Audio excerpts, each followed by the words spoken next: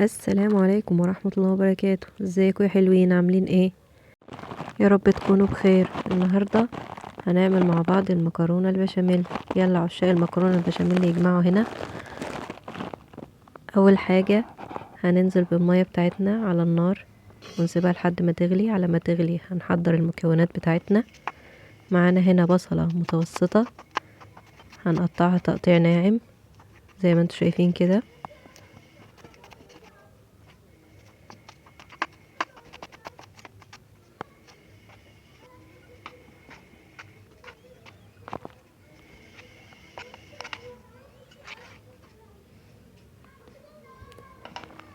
ده كده شكل بصلتنا بعد ما اتقطعت.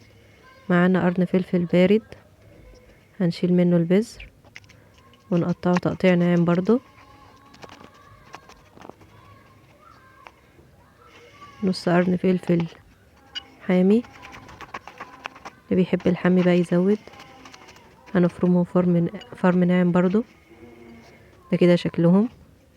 معانا طماطمايه هنقطعها تقطيع ناعم، هي قطع صغيرة كده. ده كده شكلها. البهارات بتاعتنا معلقة صغيرة من الفلفل الأسود، نص معلقة من البهارات السبعة، ربع معلقة من الحبهان المطحون، ورقة لورا، ربع معلقة من البهار الحلو أو الكباب الصيني، الملح على حسب ذوقك.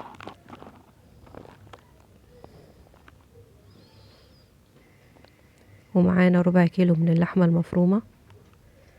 هنا المية بتاعتنا كانت غليت خلاص، هنزل فيها بالملح.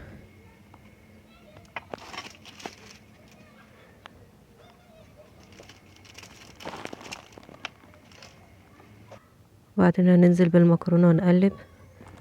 هنا الموبايل كان وقع مني فما صورتش المكرونة وهي بتتسلق، طبعا معظمكم اكيد عارف بتتسلق ازاي.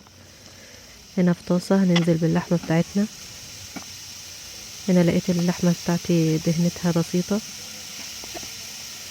فنزلت معاها بمعلقة من الزيت عشان تساعدها ان هي تتشوح.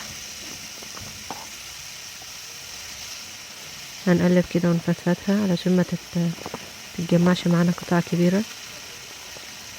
وعندنا نقلب لحد ما تاخد كلها نفس اللون. هننزل بقى بالبهارات بتاعتنا ونقلب علشان البهارات بتاعتنا تتوزع كده على اللحمة كلها وتتشربها. ننزل بالبصلة نقلبها لحد ما تدبل معانا. اول ما البصلة تدبل هننزل بالفلفل ونشوحه تشويحة برضو. ننزل بالطماطم ونقلبها برضو كده شوية لحد ما نبدأ نحس ان هي ايه، بدأت تستوي. هنا هنغطي النار بتاعتنا ونسيبهم يتسبكوا مع بعض شوية. خلاص كده اللحمة بتاعتنا جهزت. هننزل بحلة، ننزل بالزبدة. هنا حوالي تقريبا 4 معالق كبار من الزبدة. هننزل عليهم ب4 معالق كبار من الدقيق. هنا مقدار الزبدة بيبقى قد مقدار الدقيق.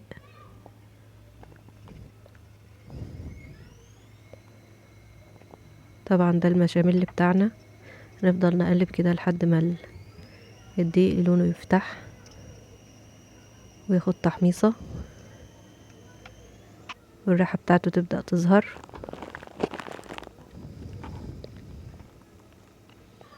هنزل بنص معلقة من الفلفل الأسود ونص مكعب مرقة.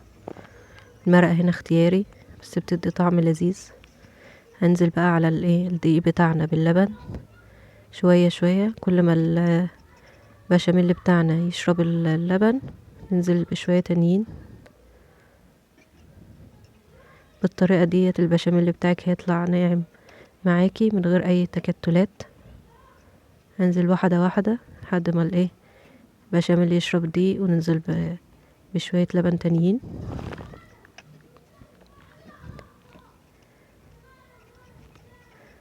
خلاص مادام البشاميل بتاعك فكي كده تقدري تضيفي كمية اللبن كلها.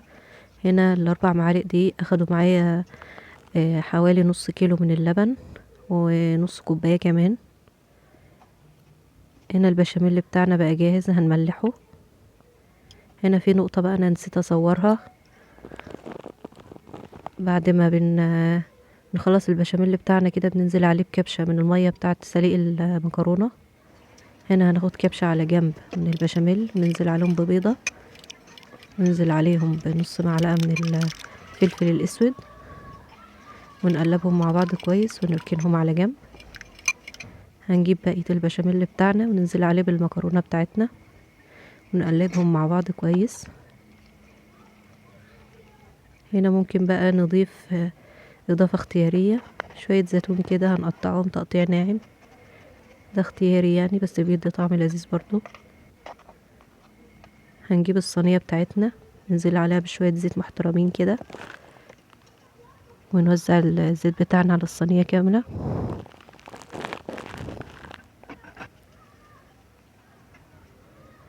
هننزل بقى بالمكرونة بتاعتنا اللي متقلبة مع البشاميل. هنزل براق كده اللي هو مكرونة جنب التانية ونظبطهم. ننزل بقى باللحمة المعصجة بتاعتنا، هنخلص الكمية كلها نوزعها كويس كده. هنزل معاه بقى بالزيتون، قلنا دي برضو خطوة اختيارية. هنزل بقى ببقية المكرونة. هنا المكرونة بتاعتنا احنا بنحاول نقسمها بالنص ما بين الطبقة اللي تحت والطبقة اللي فوق. دي بقى كده انت حاجة بتعملها بالنظر. هنظبطها هنا كده بمعلقة، المعلقة بتسهل عليك الفرد.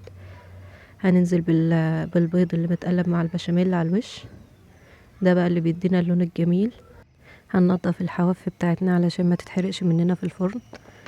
هنا الفرن بتاعك هيكون مسخن من قبلها. هنظبط الحرارة على درجة حرارة متوسطة اللي هي 180 درجة، ونشغل المروحة لو موجودة. دي النتيجة بتاعتنا بعد حوالي تلتين ساعة. يلا هنقطعها مع بعض. جربي بقى الطريقة بتاعتي وقوليلي النتيجة كانت عاملة ازاي. يلا هنفرغها في الطبق بتاعنا ونشوف شكلها من جوه عامل ازاي. دي كده النتيجة النهائية. طبعا اللي بيحبها متماسكة بالشكل دوت هيسيب المكرونة بتاعتنا تبرد شوية، واللي بيحبها بقى جوسي كده هيفرغ وياكل على طول. بالهنا والشفا. ما تنسيش بقى اللايك والشير والسبسكرايب، وبالهنا والشفا الكل اللي هيجربها. بحبكم.